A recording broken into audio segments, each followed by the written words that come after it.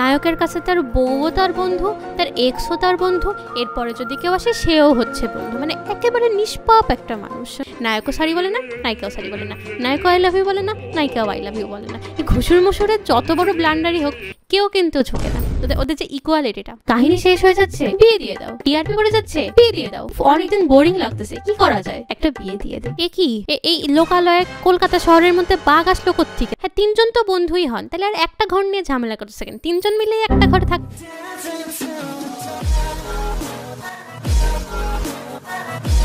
হেই, কি অবস্থা সবার? Welcome to another episode of এসো সিরিয়াল দেখি বাস্তবতা শিখি।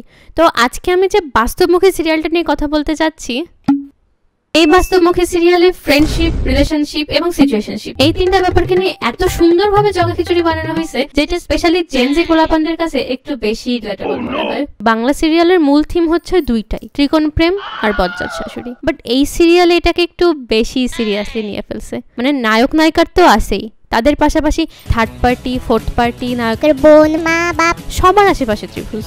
এই সিরিয়ালে যেমন কতগুলা ত্রিভুজ আছে, ধরতে পারবেন না আপনি। না, এতগুলা ত্রিভুজ দেখে আমি আসলে কনফিউজড হয়ে গেছিলাম, আমার মাথা নষ্ট হয়ে গেছিল যে আমি কোনটারে দিয়ে কাহিনী শুরু করবো, আমি কিভাবে কাহিনী বলবো। যেহেতু সিরিয়ালের মেইন ক্যারেক্টার হচ্ছে নায়িকা, তো আমি নায়িকাকে দিয়েই শুরু করি। তো বাংলা সিরিয়ালের নিয়ম অনুযায়ী প্রথম কয়েক এপিসোডের মধ্যেই আমাদের দুঃখী নায়িকা শ্যামলী এবং ব্রোকেন নায়ক অনিকেতের বিয়ে হয়ে যায়। অ্যান্ড বিয়ের কয়েকদিন পরে অ্যাজ ইউজুয়াল নায়িকার এক্স মন্দার তার লাইফে ব্যাক করে। মানে আমি একটা ব্যাপার বুঝি না, এদের যদি নায়ক নায়িকাদেরকে নিয়ে এতই অবসেশন থাকে, এরা বিয়ের আগে কেন আসে না? বিয়ে হয়ে যাবে, সমস্ত ঝামেলা মিটে যাবে, তখন এরা এসে নতুন করে ঝামেলা পাকাবে। উই অল নো ত্রিভুজ ম্যাটার্স। মন্দার একরকম জোর করেই শ্যামলীকে বিয়ে করতে নেয়। অ্যান্ড বিয়ে আটকানোর জন্য শ্যামলী যে আইডিয়াটা উদ্ভাবন করছে, ওয়াও, মানে পুরো গড লেভেলের আইডিয়া। একটা সুস্থ স্বাভাবিক মানুষের মাথায় এরকম আইডিয়া কীভাবে আসে আমি আসলেই বুঝতে পারি না। সে জাস্ট মন্দারের হাত থেকে সিঁদুরটা পড়বে না দেখে কপালের উপর ব্যান্ডেজ বাঁধছে, তার উপর উইক নিছে, তার উপর সিঁদুর পড়ছে। কিভাবে একটা মানুষের মাথায় এই আইডিয়া আসে? এখানে আপনারা ঘুমান কেমনে? ওয়েল, বিয়ে ক্যান্সেল করার জন্য এত রকম আইডিয়ার কোনো দরকার ছিল না, কারণ পাত্র বা পাত্রী কারোর একজনের কনসেন্ট ছাড়া যদি মাথায় সিঁদুর দেওয়া হয় তাহলে এমনিতেই কিন্তু সেটাকে বিয়ে বলে গ্র্যান্ড করা হয় না। সিম্পল কথাটা কাজে লাগালে এই এত ঝামেলা করতেই হতো না। তা না, তারা এত রকম প্যাঁচায়, মাথার উপর এই সেই প্যাঁচায় টাচায় আয়সা বলে যে না বিয়া হয়নি। মানে উপপাদ্যের প্রমাণগুলোও এদেরকে দেখে লজ্জা পাবে। এরপরে পাকে চক্রে আরও অনেক রকম কাহিনী হওয়ার পরে মন্দারের সাথে সেটিং হচ্ছে নায়িকার ননদের। মানে নায়িকার থার্ড পার্টি তারও আরেকজন জুটছে, বুঝতেছেন? অ্যান্ড আপনাদের যদি মনে হয় এই সব কিছুর মধ্যে বেচারা রোহিণী একা সিঙ্গেল পড়ে গেছে, এটা কিন্তু না। রোহিণীর এখন একটা আছে, ওর একজনের সাথে বিয়ের মণ্ডপে গেছিলো এবং তার আগে লুকায় লুকায় আরেকজনকে বিয়ে করছিল।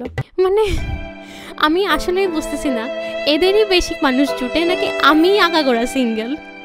মানে কপাল ঠোকরায়ও আমরা একটা পাই না, আর এদের যেখানেই যাবে সেখানেই একটা করে মিলে যায়। ফ্রেন্ডস, আপনারা কি এতক্ষণ নায়িকার গল্প শুনেই হাঁপায় গেছেন? প্লিজ এখনই হাঁপাবেন না, কারণ এখনও মেইন ক্যারেক্টার মানে আমাদের নায়ক দাদা ভাইয়ের কাহিনী কিন্তু এখনও বাকি আছে। সে কিন্তু রিলেশনশিপ, সিচুয়েশনশিপ এসব কোনো কিছুতেই বিশ্বাস করে না, সে একমাত্র ফ্রেন্ডশিপে বিশ্বাস করে। মানে নায়কের কাছে তার বউও তার বন্ধু, তার এক্সও তার বন্ধু, এরপরে যদি কেউ আসে সেও হচ্ছে বন্ধু। মানে একেবারে নিষ্পাপ একটা মানুষ। তার বউ যখন তাকে জিজ্ঞাসা করতে আসছে আপনি আমাকে স্ত্রী হিসেবে মানেন কিনা, তার একটাই কথা, আমি তোমাকে আমার বন্ধু বলে মনে করি। তার এক্স অহনার প্রতি তার ফিলিংস আছে কিনা, তার সেখানেও একই কথা, আমি তাকে বন্ধু হিসেবে মনে করি। হ্যাঁ, তিনজন তো বন্ধুই হন, তাহলে আর একটা ঘর নিয়ে ঝামেলা করতেছে কেন? তিনজন মিলেই একটা ঘরে থাক। যাক্কা, আর কিছু না বললাম। মানে বন্ধু বন্ধু বলতে বলতে এরা যে ফ্রেন্ডশিপে কোন লেভেলে নামায় ফেলছে, এই পর্ব দেখে আমার মাথায় এত রাগ উঠছে। তার বউ তাকে এসে বলতেছে আপনি বউ হিসেবে মানেন কিনা, ইয়েস অর নো? সে বলে আমি বন্ধু হিসেবে মানি। হ্যাঁ, আপনি বন্ধু হিসেবে মানেন দেখে তার সাথে এক ঘরে থাকতেছেন, প্রেমিকাকে বন্ধু হিসেবে মানেন দেখে তাকে নিয়ে আপনি আলাদা ফ্ল্যাটে থাকছেন। এটা কী ধরনের বন্ধু? কোন ধরনের বন্ধু? না আপনি বলেন কোন লেভেলের বন্ধু? তার বন্ধুর লাইফে ফিরে আসে যখন দেখে যে বিয়ে হয়ে গেছে তখন এরকম রাগারাগি জেলাসি করে। এরপরে অহনা নায়কেরই আরেক বন্ধুর টাকা পয়সা দেখে তার সাথে সেটিং করে, আর সবাই মিলে তাকে ধরে জেলে টেলে পাঠাবে। তো কোনো নর্মাল কাহিনী হলে কি হতো, একটা স্বামী স্ত্রীর মধ্যে ভুল বোঝাবুঝি হয়েছিল, তাদের সমস্ত এক্সট্রা ক্যান্সেল আউট হয়ে গেছে, এখন তারা একটু ঝগড়াঝাটি যেটুক বাকি আছে করে সুখে শান্তিতে থাকবে। কিন্তু না, সেটা হলে তো কাহিনী শেষ হয়ে যাবে, আর এটা বাংলা সিরিয়াল, এত সহজে কোনো কিছু শেষ হবে না। এরপর তাদের মধ্যে ঝামেলা হবে। এবং বলছিলাম যে খাচ্চর শাশুড়ি হচ্ছে বাংলা সিরিয়ালের একটা বৈশিষ্ট্য। এই যে দেখতে সুন্দর হলেই যে কেউ মানুষ সুন্দর হয় না, এই আন্টি হচ্ছে সেটার একটা প্রাইম এক্সাম্পল। মানে যখন তার ছেলের মাথার উপরে অহনঠন আসতেছিল তখন কিন্তু সে একেবারে নিজে থেকেই বলতেছে শ্যামলী চলো প্ল্যান করি, পেয়ার আপ করি, হ্যান করি, আমরা ফুচকা খাই, হ্যান তেন। যেই মাত্র নেমে গেছে আমি তোমাকে আমার ছেলের চারপাশে দেখবো না, তুমি একটা গ্রামের অযোগ্য ইলিটারেট পুয়ার পিপল, আমার ছেলের সাথে আমি তোমাকে থাকতে দেব না। তো এরপরে নায়ক এবং নায়িকার এসব ফালতু মান অভিমান, ঘুষুর মুসুর, আমি সরি বলবো না, আমি ভালোবাসি বলবো না, হ্যান ত্যান, এসবের ঝামেলা চলতে চলতে নায়কের সত্যি সত্যি একটা ফোর্থ পার্টি মানে আরো একটা মেয়ের সাথে বিয়ে হয়ে যায়। তাহলে ভাবেন প্রথমে তার বিয়ে হয়েছে শ্যামলীর সাথে, তারপরে তার এক্স অহনা ব্যাক আসছে এবং এখন সে আবার অনন্যাকে বিয়ে করতেছে। এই অনন্যার জন্য আমার আসলে খারাপ লাগে। এই বেচারি কিন্তু কোনো ট্রায়াঙ্গেল কিছু ছিল না। এই দুইজনের ঝামেলার মধ্যে পড়ে এই পলায়ও নিল যে আমাদের কারোর প্রতি কোনো ফিলিংস নাই, আমাদের কাছে যাবো না, বাট এখন কিছু হলেই তারা খালি পরস্পরের দিকে ধাবিত হয়। তাহলে ওর খারাপ লাগাটা তো স্বাভাবিকই, তাই না? তারপরে শ্যামলীও অন্য জায়গায় চলে যায়, সেখানেও পাকে চক্রে পড়ে তার আরেকজনের সাথে বিয়ে হয়ে যায়।